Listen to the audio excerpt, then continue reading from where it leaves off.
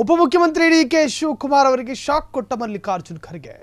CM ಆಸೆ ಹೊತ್ತ ಬಂಡೆಗೆ shock ಮೇಲೆ ಶಾಕ್ ಎದುರಾಗಿದೆ. ಹೈಕಮಾಂಡ್ನಿಂದ ಕೆಪಿಸಿಸಿ ಸರ್ಜರಿಗೆ ಪ್ಲಾನ್ ಮಾಡಿಕೊಳ್ಳಲಾಗಿದೆ.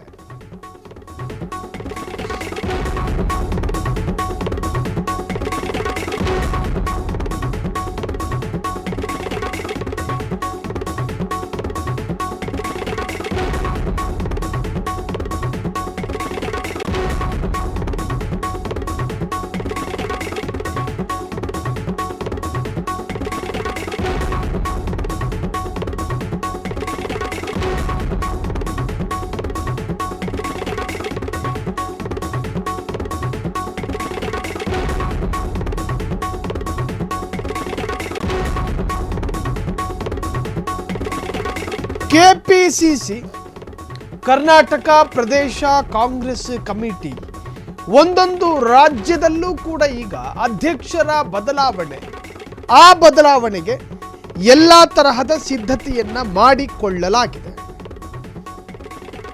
ಕರ್ನಾಟಕ, ತೆಲಂಗಾಣ ಸಂಪೂರ್ಣ ಕಾಂಗ್ರೆಸ್ ಆಳ್ತಾ ಇರುವಂತಹ ರಾಜ್ಯ. ಇನ್ನೊಂದೆರಡು ರಾಜ್ಯಗಳಲ್ಲಿ ಮೈತ್ರಿ ಸರ್ಕಾರ ರಚನೆಯಾಗಿದೆ.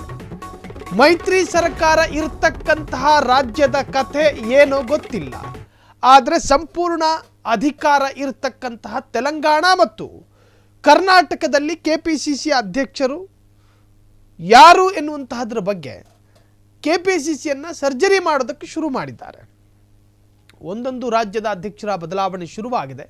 8 ದಿನಗಳಲ್ಲಿ ಎಲ್ಲ ರಾಜ್ಯಾಧ್ಯಕ್ಷರ ಬದಲಾವಣೆ ಆಗುತ್ತೆ.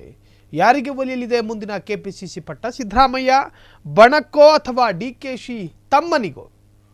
ಈ ಅರ್ಥದಲ್ಲಿ ಚರ್ಚೆಗಳು ಶುರುವಾಗಿದೆ. ಒಂದು ಕಡೆ ಡಿ.ಕೆ. ಶಿವಕುಮಾರ್ ಡಿ.ಕೆ. ಸುರೇಶ್ ಅವರಿಗೆ ಕೆಪಿಸಿಸಿ ಅಧ್ಯಕ್ಷವನ್ನು ಗಿಟ್ಟಿಸಬೇಕು ಎನ್ನುವಂತಹ ಅರ್ಥದಲ್ಲಿ ಶ್ರಮ ವಹಿಸಿದ್ರು. ಕೇಂದ್ರ ನಾಯಕರ ಜೊತೆ ಲಾಬಿ ಮಾಡಿದ್ರು. ತನ್ನ ಎಲ್ಲ ಪ್ರಭಾವವನ್ನು ಬಳಸಿ ಮತ್ತು ಪ್ರಯೋಗಿಸಿ ಪ್ರಯತ್ನ ಪಟ್ಟಿದ್ರು. ಆದರೆ ಒಂದು ಕಡೆ ಸತೀಶ್ ಜಾರಕಿಹೊಳಿ ಕೂಡ ಅಧ್ಯಕ್ಷ ಸ್ಥಾನಕ್ಕೆ ಕಣ್ಣಿಟ್ಕೊಂಡು ಕೂತಿದ್ರು. ಆದರೆ ಸತೀಶ್ ಜಾರಕಿಹೊಳಿಗೆ ಅದು ಯಾರು ಏನು ಅನ್ಕೊಟ್ರೋ ಗೊತ್ತಿಲ್ಲ, ಕೆಪಿಸಿಸಿ ಆಸೆಯನ್ನೇ ಬಿಟ್ಟು ಬಿಸಾಕಿದ್ರು. ನೇರವಾಗಿ 2028ರ CM ಸ್ಥಾನಕ್ಕೆ ಆಸೆ ಪಟ್ಟರು.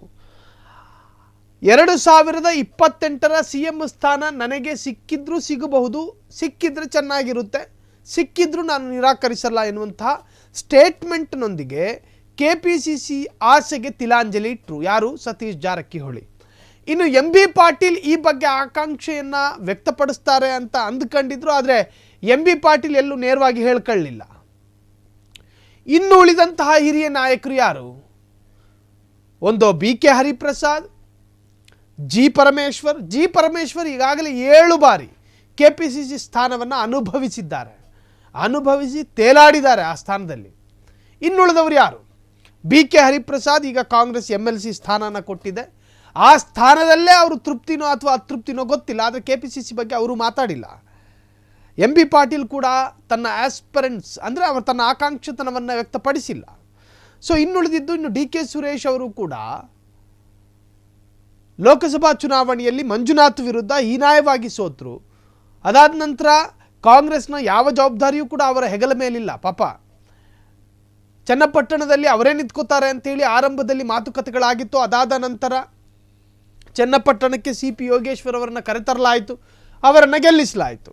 ಈಗ ಸ್ಥಾನಕ್ಕೆ ಡಿ.ಕೆ. ಸುರೇಶ್ ಬರ್ತಾರಾ ಅಥವಾ ಸಿದ್ದರಾಮಯ್ಯರ ಬಣಕ್ಕೆ ಇದು ಹೋಗುತ್ತಾ? ಸಿದ್ದರಾಮಯ್ಯರ ಬಣ ಅಂದಾಗ ಅಲ್ಲೊಂದಷ್ಟು ಗೊಂದಲಗಳಾಗ್ತವೆ. ಸಿದ್ದರಾಮಯ್ಯ ಬಣದಲ್ಲಿ ಯಾರು ಕಾಣ ಸಿಗ್ತಾರೆ?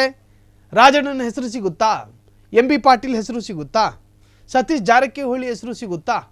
ಹೀಗೆ ಸಾಕಷ್ಟು ಹಿರಿಯ ರಾಜಕಾರಣಿಗಳಿದ್ದಾರೆ ಸಿದ್ದರಾಮಯ್ಯ ಬಣದಲ್ಲಿ. ಹಾಗಾದರೆ ಸಿದ್ದರಾಮಯ್ಯ ಬಣದಲ್ಲಿ ಯಾರನ್ನಾದರೂ ಪ್ರಮುಖರನ್ನು ಆಯ್ಕೆ ಮಾಡಿಕೊಳ್ಳಲಾಗುವಂತಹ ಸಾಧ್ಯತೆಗಳಿದಾವ?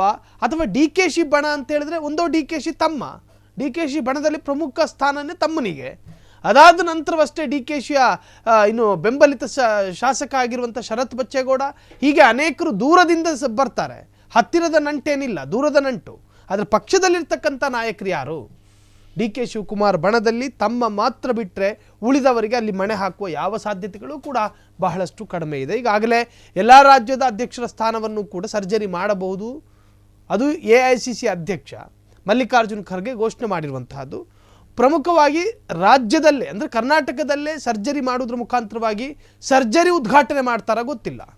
ಆದರೆ ಈಗ ಚರ್ಚೆ ಆಗ್ತಾ ಇರುವಂತಹದ್ದು ಸಿದ್ದರಾಮಯ್ಯ ಬಣಕ್ಕೋ ಅಥವಾ DK ಶಿ ತಮ್ಮನಿಗೋ ಎನ್ನುವಂತಹ ರೀತಿಯಲ್ಲಿ ರಾಜ್ಯ ರಾಜಕೀಯದಲ್ಲಿ ಚರ್ಚೆಗಳು ಶುರುವಾಗಿದೆ.